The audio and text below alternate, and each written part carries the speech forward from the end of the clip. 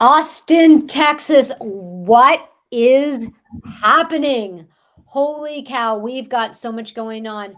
The housing market, what's going on with sellers, what's going on with buyers, what's going on with investors, jobs creation, and so much more this week on what's happening in the Austin housing market. With that said, I am bringing on one of my favorite people, Mr. Mark Koretsky of Movement Mortgage. Welcome. Always a pleasure, Jennifer. Happy to be here on Holiday Monday. Absolutely. Happy holiday to all of those who are celebrating, although by the time this airs, the holiday will be over. Mark, there's some crazy stuff going on in the Austin housing market. And I want to start with the fact that we are basically setting a record this week with the fact that we had 10,126 homes we're showing right now on the market. When I looked at numbers earlier this morning, we have officially broken the 10,000 market. About time, right? I keep seeing like everybody's posting active inventory is up, even though it's down from every year prior. And also what goes into active inventory is actually pending listings. Yep. Which aren't actually there to see nor to buy. True. But 10,000, I mean, what's the population of that's Austin, right? Austin City. That's 10,000. Well, this is the whole MSA. It's the whole MSA. I mean, for probably what, 5 to 10 million people, there's 10,000 homes for sale. Well, yeah. And you know, what's funny is, and I was going to talk about it last, but let's just talk about it now. Jobs creation continues. I mean, Elon Musk alone is like, there's the Tesla factory, they're talking about, and the Boring Company. Now they're talking about Neuralink. They're talking about the battery company, all of these being, you know, either in Austin directly or south of us. And no one has announced yet where his new beer company is going. That's the one I'm holding on for. Did you say beer company? Beer company. Yeah. At some point I read about this like months ago, and I haven't heard anything about it since. But heck, I mean, this is Texas. Maybe he'll launch his Musk beer company here. He's got a lot of competition. He does. That is true. I wonder if. I mean, what can't that man do? Seriously. Well, you know what? He's got the money and he's got the vision. And when you can launch a rocket and then land it, that's pretty impressive. I was going to say the world's your oyster, but in his case, the universe is his oyster. Literally. Yeah, I see. Unlike the rest of us that are dealing with the inflation. Yeah, well, so let's talk about inflation, folks. So here's what's going on. We ran some numbers earlier, and Mark and I were talking off camera. And when we look at those 10,000 plus homes that are currently on the market in Austin, Texas, here's what we want to think about. Of those homes, I want to talk about what's going on with the middle class. In particular, of the homes that are for sale right now in Austin, we're continuing our trend, Mark. We've got over 3,100 of them are between 350 and 500,000. Another 3,000 are between 500 and 749.9. So with that said, we've got a huge propensity to, you know, live in that space, which is 60% of the homes for sale in Austin, Texas right now fall between the $350,000 and the $750,000 range. Yeah. And so I know you and I were talking about it earlier. Yep. What percentage of those have had some price declines? Okay. So here's the scoop. So we're talking about inflation. We're talking about Jay Powell. We're talking about all the things. And let's be real on what is going on with inflation and then mortgage rates. They are two different things. However, they are tied together. So here's what's going on. This week, we've had 2,056 price decreases of all of those 10,000 homes that are for sale on the market. So when we look at that, where does that really hit? Thanks for asking, Mark. Only 159 of them are in the $1 million plus range. That's like, You would think it's surprising, right? yeah, that's only 1%, man. That's like Right. just a little of barely over like 1%. 200 of them are between 1,750,000 and 589 are between the 500 and 750. So when I add all of those up, 948 houses are that took the price decrease in the past week are between 500, well, are 500,000 and up. Yeah. Yeah, which is 46%. Well, so when you first said that, I was like, huh. So the lower price points are seeing reductions, the higher price points aren't seeing as significant reductions. Like, Well, there aren't as many of them for sale, mind you. there aren't But as many still. of them for sale, but it also, and where I'm coming from is inflation and what's going on with the middle class and with Mhm. the lower income households. Yep. They're the ones that are at like taking the brunt of the inflation, right? Yep.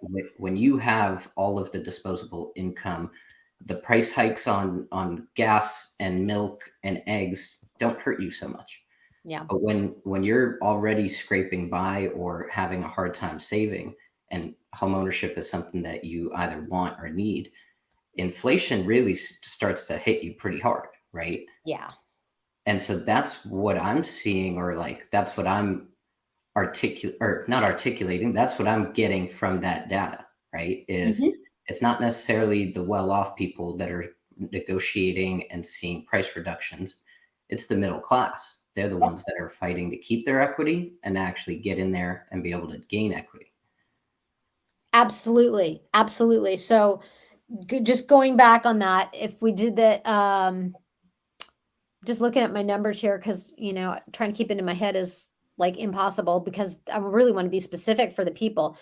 So of the homes for sale, 3,030 of them are between 500,000 and $750,000. 589 of those are, took a hit. So percentage wise, it's really, what is that number? 520%. 20%, Yeah, under maybe. 20%. So one in five people in that price point have lowered their house. But here's the deal: is if they were going to list their house a year ago today, Yep, they wouldn't be listing it at the price that they're listing at to true. begin with, nor would they be at the price that they're reducing it to. And so we're talking about a lot of price decreases going on. Yep. But at the same time, it's really just a drawback of some of the very unsustainable appreciation that all these homeowners enjoyed over the last 18, 24 months. Absolutely. When we look year over year, when we look at September, because we know we have to look at last month. So September last year to September this year, I think overall, the percentage increase, uh, we're well into the double digits, over 20%. Right. Yeah. And simply that's In a unsustainable. year. It's unsustainable. It's unsustainable. It's unwarranted, right? Mhm. Like the reality is we would not have had all of those gains if we didn't have access to the cheapest money in the history of mankind. Yep. And that was all really the Feds doing and encouraging borrowing, like they have been for the last 15 years. Yeah. And so when money is that cheap, you go get access to that money, all of a sudden the assets that you're buying, all of a sudden they cost more, right? And so now the Fed is really trying to counter the effect that they've been making for the last 15 years Mhm. and making it more expensive to borrow, making it more rewarding for you to actually save the money. The problem is there's not much saving going on because the price of goods and services are up.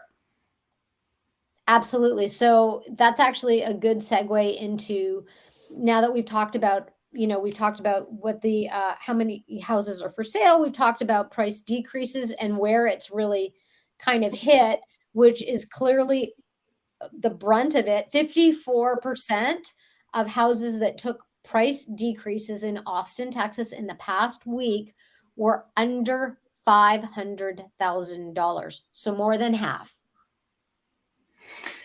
Yeah, I mean, it just goes to show Middle when you're class. below 500K, whether it's your first home, whether it's that second home, but you don't have all of the equity that you've built up if you're in house 3, 4, 5, and Mhm. simply it's everything is going up. Everything costs more, Yeah. whether it's oil, whether it's gas, whether it's diapers, and so all of that adds up. And so when you feel that as a buyer, you go and look at what the affordability is like on a mortgage, you've got to make some decisions.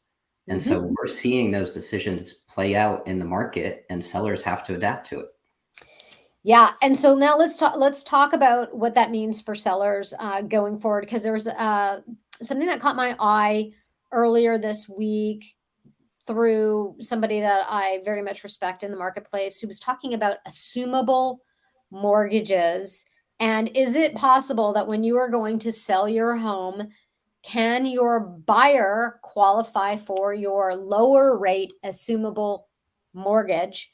And we know that there are two things, Mark, that I want us to jump on. Number one is they have to apply for it. And number two is they'd have to get approved. And Freddie and Fannie aren't really playing that game. Fannie and Freddie simply are not. It's just black and white in the rule book. We don't Mhm. allow assumable mortgages. Okay. I guess to take a couple steps back, I've been thinking about this through the increased rate environment that we've been living through. And is this going to make a comeback? Is it going to be a real thing? Or is it more fugazi like we see all over the internet? It's going to be really difficult for a buyer to actually assume the mortgage. I think it's a great option and it's a great strategy for marketing and for getting your listing out in front of more eyeballs. But the reality is Fannie and Freddie and conventional financing, they don't allow it. Right. VA and FHA are really what you're going to be seeing down there. They technically do allow it. However, there's a lot of strings that come attached to it. Yeah. Let's talk about veterans because they're near and dear to my heart. With the VA, it is assumable. But here's the Mhm. thing. When a lender is lending you money, we have to prove your ability to repay the money. That's what the government says we have to do. Probably a good thing overall. If you want to borrow money, you should probably show that you can repay it, right? Makes sense. When somebody is going to assume a mortgage, that mortgage was lent out based on somebody's ability to repay it. And so, in order for a lender to actually approve somebody to assume it, you, the person that's assuming it, has to exhibit that ability to repay that loan, Yes. which is a lot easier when you're comparing 2 or 3 or even 4% rates to today's market rates. But the reality is there's no money in it for the lender. Right. And so what incentive do they actually have? They can either get paid off on a loan that is worth less in today's market because it's at a lower interest rate, or they can actually force you into getting a new mortgage the traditional way and actually get paid money on it. And so what I'm forecasting is there's going to be a lot of phone calls to servicers asking about assumptions and how does that go on and how does that take place. And what we're going to see is we're going to see a lot of dragging feet. We're going to see a lot of delays and we're going to see a lot of people get denied last second because why would we allow you to take over a mortgage that is actually less valuable on our books when we could issue you a new mortgage, which is much more valuable in our books? Makes a ton of sense. So, assumable mortgages, um, Do it, check it out. But yeah, with veterans, be very, very careful because the reason why veterans are able to get such great terms and do zero down and not have mortgage insurance requirements on their loan is because the VA guarantees 25% of the loan. That mhm, guarantee comes from a veteran's entitlement. And so when they use their VA loan, a portion of their entitlement is used. And so if a veteran seller is allowing a veteran buyer, which it would have to be a veteran, yep, to assume that loan, it's that seller's entitlement that's still on the hook. And so, yes, you get your money, but at the end of the day, can you do another VA loan? Possibly. The question is how much? yep, But then what happens if that new buyer actually experiences the worst case, which is default? It's actually that seller's entitlement that's charged up.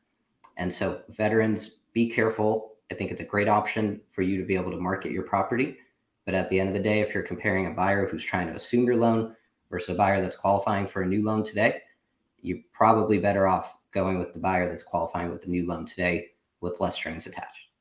Absolutely. And now let's talk about, Mark, the title of our show today really was about how to lose $340,000 in a day, which is really talking to buyers. So, buyers, Mark has some really interesting news that he wants to share with you today as it relates to saving yourself $340,000 versus losing $340,000 on an $800,000 home. Mark, how can you save $340,000 on an $800,000 home? Please share with the folks.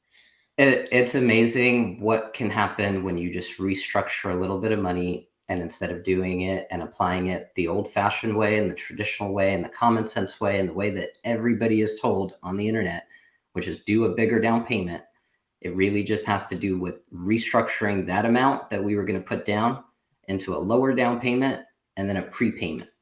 So just to kind of set the scene, my buddy reached out to me. He actually is a fellow agent. He took advantage of the lower rates back in 2020. We got him refinanced. He has like the lowest interest rate mortgage he'll probably ever have. And now they're considering buying. Okay. And so you would think, no chance, don't do it, right? But the reality is when somebody needs to buy a home, they need to buy a home. It doesn't really matter what that cost is. Right. And so that's where I come in. I know it doesn't matter to you, but for me, your financial future actually does matter. And so we were talking about a potential $800,000 purchase. With the equity that he's gained in his current property, he could afford to put down 40%. And we were talking a lot about affordability, right? That's the topic for everybody to be discussing. And so affordability is super important.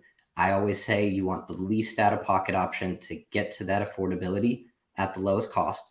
But with that being said, I just pitched him a alternative to what he wanted to do, which was the $800K with 40% down. If he just does $800,000 and puts down 20%, and then takes that remaining 20% that he didn't put down and just applies it to his very first payment, he takes that mortgage from a 30-year mortgage with $640,000 in total interest over 30 years, and he immediately transforms it into a 16-year mortgage paying $300,000 in total interest.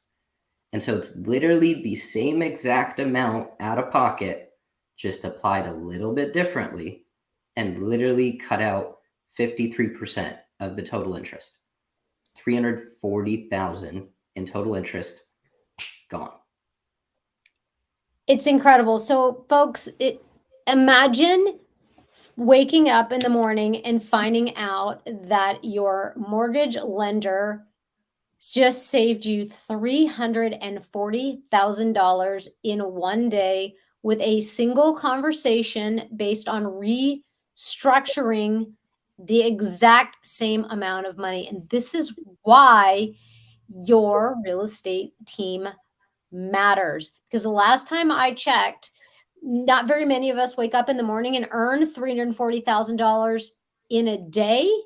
And the fact that Mark can save you that with a single conversation, this is one example, obviously, but there is more to it. So I highly encourage you, if you are considering buying a new home, restructuring your mortgage, anything, please, by all means, you want to talk to your mortgage provider. And in this case, Mark is, he's an economist at heart, and he is always looking at how to make your money go further.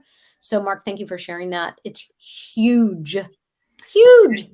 I mean, it's in reality, it may not change his life. He may not even actually proceed with the purchase, but the reality that he now understands and he can now articulate to his clients, that's the invaluable part of it, right? And that's really why I love doing what I do. It's not about me helping him save that money. It's about all of the good that he can do with that knowledge and talking to his friends, his family. Why pay more than you have to? I don't. You shouldn't either. Exactly. Why would any of us want to pay more than we ever need to with a mortgage? I'm just it that so I was thinking about it so much this weekend when you had shared that with me. Like you can take the exact same amount of money and you can Just re I'm just just so blown away. just break it up and allocate it a little bit differently. It's crazy. That is life. That's life changing because what imagine what he could do with that money, going forward, whether it's putting kids through school or buying an investment property that could cash flow or I mean, who knows? The world is his oyster and anything is possible. But that is a lot of money, Mark, and it's incredible that you have the ability to really take people through that. And so again, I encourage you if you are considering moving and if you're coming to Austin, obviously, I comment below if you realize that you could restructure. I would love to hear from you.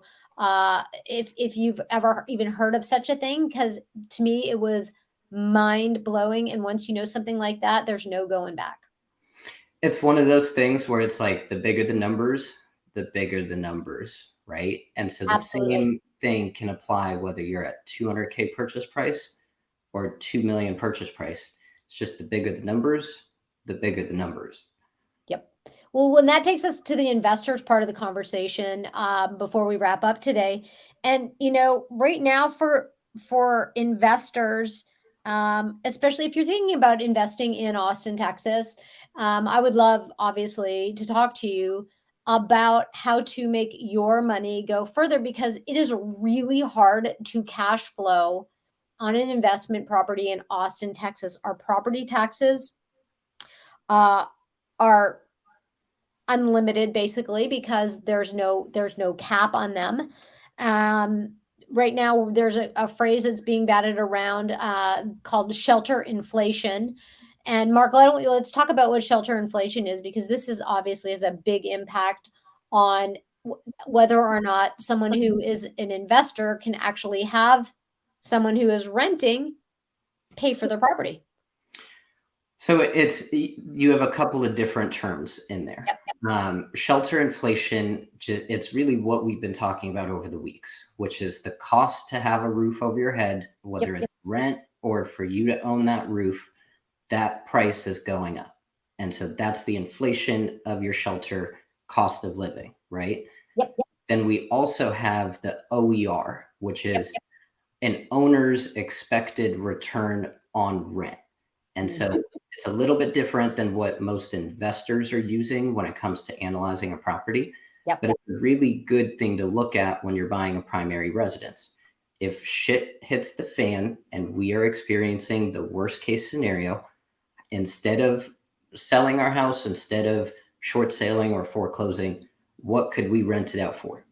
And if you can rent it out for more than your mortgage payment, that's a pretty safe investment, right?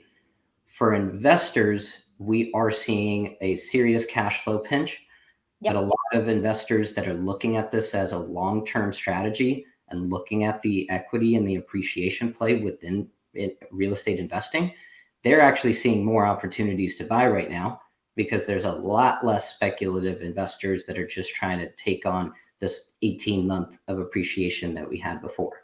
And so with investors, there's been a lot of changes over the last 24 months that in reality make real estate investing less attractive. And so there's a lot higher down payment requirements than there were in years past. Yep. Second homes are much more difficult to finance and less attractive whenever we're talking recession to begin with. Mhm. And so what we're seeing is much bigger requirements. And the reality is even with 20% down, it's really difficult to get pricing right now. And so whenever somebody's buying a home, 40% down, that's usually like the cream of the crop. That's where you're going to get the best pricing for the amount down payment, right? Yeah. We can use the same exact example that we had with the primary residence buyer. And instead of doing 40% down, which is still going to be difficult to cash flow, you could do 20 or 25% down, apply that difference as a prepayment, yes, your cash flow is going to be tighter, but you're going to be paying exponentially more principal. So you're going to be getting a return on your equity exponentially more quickly. And that could be the difference between a property being a good investment versus not. And so I think it's a good option for everybody to consider, whether primary residence buyer or investor. Yeah, absolutely. And this is again where we go and it hits the middle class, I think. And Jerome Powell and his, ability to consider what it's going to look like for job loss and stemming spending and all of the different things as to what that could be for people who would like to obviously have any extra equity tied into a property that could, in the long run, be a secondary property that earns them money. Because the game of real estate, once you have your primary residence, is how can you then turn around and create opportunity with owning additional properties. And this is where, again, the middle class is going to get hit because not many people have the pockets to look at the considerations, because we've watched up in rental rates, up in home values. But now we're starting to see those home values come down and we're starting to see those rental prices come down as well. We're seeing the home values come down, but we're not seeing affordability improve. Correct. Because whatever value decrease we get, the interest rate increases that we've been seeing far outweigh that actual reduction. It's like a 3-to-1. Like for every $3 in payment reduction or in value reduction, it's about I maybe I need to look at those numbers again.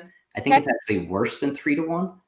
But so somebody buying down their interest rate is exponentially more impactful to affordability than a value price decrease. And so you've got to look at this for the reality that it is, which is you're making an investment. You've got to look at all of the details, all of the options, and figure out, is this the right one for you? The key is there's so much misinformation out there that, like you said, your real estate team is more important now more than ever. Absolutely. And you just touched on something which we can explore, which is the rate buy down and what we're doing. And we are seeing more sellers now helping buyers buy down their rate than ever before. So why don't I'm going to let you take it home on that point, Mark, and what you're seeing in the market specifically, because you are dealing with the numbers. I'm structuring on my side, but you're really dealing with the serious numbers. Well, there's a lot of different ways to do it. Sure. But at the end of the day, it's how do we maximize the effect for our client, for me, the buyer. But the reality is for us to have a real estate transaction happen, we've got to create wins for everybody, or else there is no contract getting signed. And so for a lot of sellers, it makes a lot more sense to offer whether $5,000 or even $10,000, as opposed to going down 25, 30 grand in asking price. And so if it allows us to keep the equity in the homes, right? Because all of our comparable sales have to do with recent sales. And so if we're actually bidding down our house, we're actually lowering our equity. And so I think it's a good strategy for all parties involved, including market dynamics. Awesome. Well, thank you for that. Well, we have covered a lot of ground here today in the Austin housing market, record-setting prices, or record-setting homes for sale in Austin. In some ways, everything is the same and everything has changed because we have seen more price decreases than we have in the past. We're seeing that our economy is really getting hit for those of us kind of in the middle versus those of us who are on the high end in the multi-million dollar, $1 million plus areas. We're seeing opportunities for sellers to help their buyers out. We're seeing buying opportunities because prices have decreased, although now you have to understand more than ever how working with your mortgage agent can allow you to take the money that you have and make it go further. We talked about investors and again, applying those same rules of consideration and what does the long game look like. And we also talked about the fact that Elon Musk is doing all sorts of things around Austin that maybe, who knows, maybe we'll rename Austin one of these days to Elon Austin or something. I don't know. Man, as long as you do that, he may have to actually bring Twitter to Austin. Well, that, who knows? I think that is happening, isn't it? I saw it. I think he dropped his grievances, and I think they're proceeding with the initial agreement. All right. Well, let's see what happens. Stay tuned, folks. My name is Jennifer S. Goodman. I am a realtor here in Austin, Texas. If you found something valuable today that Mark and I talked about, we would love to hear in the comments below. Please let us know your thoughts. Any questions you have, please feel free to reach out. We are here every single week chopping it up about what's going on in the Austin housing market. We're talking about houses, what's going on in the economy, what's going on in the jobs market. We're talking about all of it. We have a lot of fun. So we look forward to hearing from you. With that said, Mark, what do you have to say? It is a pleasure, Jennifer. I am happy to try to decomplicate and simplify some of the more complicated topics that we discuss. And I can't wait to see you again next time. All right. Thanks everyone for tuning in. We will get you next time.